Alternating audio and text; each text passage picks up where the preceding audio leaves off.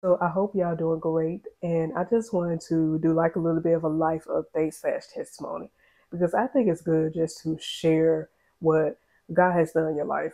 I really do believe that's important because we have people out here believing they can't overcome nothing. Like when hard things come in their lives, they feel like that's just the end. But it's good to share your story, share what God has done for you, to just give people that extra encouragement, that push to know that they can make it and they can move on. And me, especially being a single mom, that I have faced some hard things. But I love that the fact that, just God just has my back and has provided for me and allowed me to be an example to other single moms that you can make it, in life and you can overcome those hard things. So on last year I moved to Missouri and I moved here and to accept a job offer as an outside plant engineer. And outside plant engineer, we just design fiber routes, we're part of the telecommunication industry, AT&T, Verizon. So I like to say we're behind the scenes people. We design the fiber routes to make sure people get their services, cell phone, internet, all of that good stuff. So I've been involved in that industry for the last 12 years since my college graduation. So the company that I came to work for here, they started, I would say they have been here, been in the fiber industry for a while. They've been in telecommunications for a while, but they wanted to branch out and to, I guess, create like another company that would be dedicated just to do like behind the scenes work. I was saying engineering, drafting, design, all of that. So I thought it was a good opportunity just to, start with them and to grow into something new, something bigger, something different, have a hand in that. So I came here with good expectations, wanted to establish myself, want to become more stable because I always have moved a lot during my career, but I thought it would be good for me and my son to have a fresh start coming here, being stable and just to find a place where it's good for both of us and we both can, just have that support that we need, community and all that. So I had good expectations, but I ran into some issues with the job that I was hired to be at, that it didn't pan out the way that I thought it to be. Now, I can say this, I am minority in my field. So, of course, it's not always easy to navigate certain workplaces because it's like you be put in a position where you have to prove yourself. You have to prove your skill set. It's like people don't believe that you actually know what you are doing. And then sometimes that can affect you in a negative way when you actually start proving people right because you start questioning yourself, you get behind work. And other times that some people end up becoming more aggressive. I work in outside plants, so that's more male dominated because it's still construction, design, engineer, all that. And I say women can't do that, but it is more male dominated. I'll say that it's more males that into that part of telecommunications than females. So of course, being a woman, that sometimes you may find women that go on either side, that they may become a mean one because they're trying to gain respect with their male counterparts. They feel like they have to act like a male or something. Or you have some that fall by the wayside a little bit, that they're not really operating at the level that they are. And you do have some that are very successful because I believe they be under their right leadership on the right team. So you just have to find your space. So for me, being this new area, new city, that I thought my job would be one of those, I guess, support places where I can find people, connect with, help me navigate this season I'm in. But it just didn't pan out like that. I felt like when it came to my work that I wasn't getting the things that I needed to succeed in position I was hired for.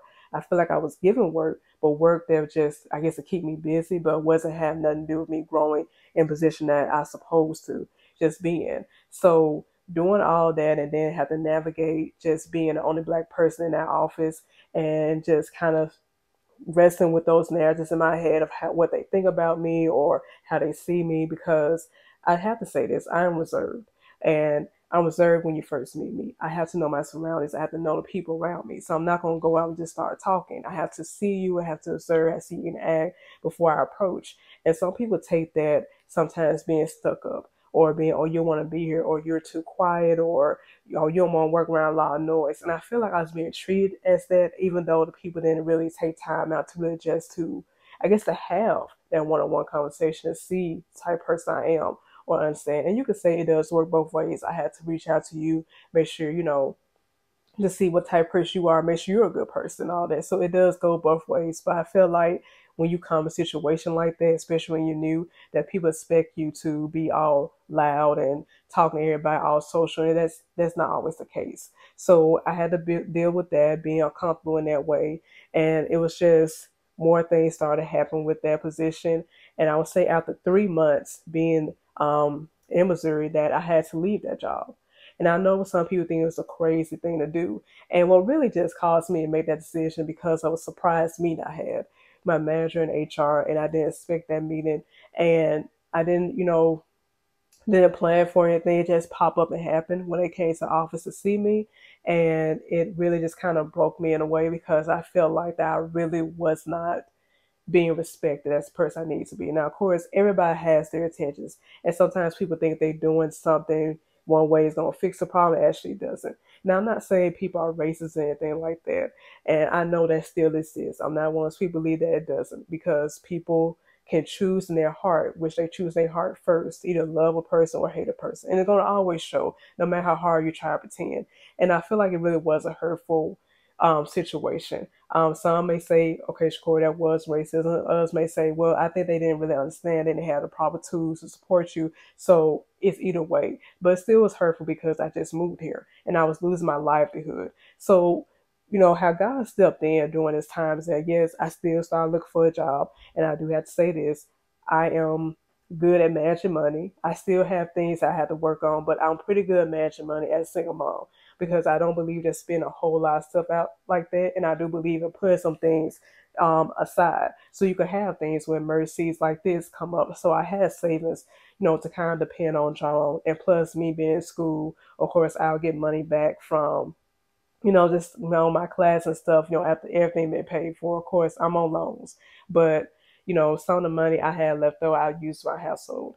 And the thing about loans, you just have to pay them back, as fast as you can. So of course, I wasn't worried about that. It was time me back. It's not time for me to pay my student loans back, but I will be paying that back. And of course, putting a plan in place for that. But we're trying to figure all that out, trying to get the emotional part of why all this have happened and why did it just come down to that.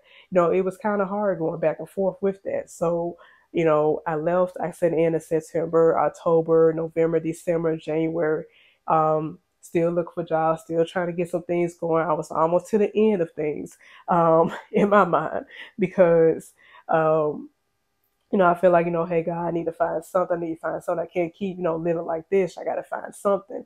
But as faithful as God has been to me, that so the biggest test to me during that whole time was to learn how to trust God fully and not just, just trust God just a little bit away, but the whole way, because He literally had directed my steps. Now, I started my new job this week.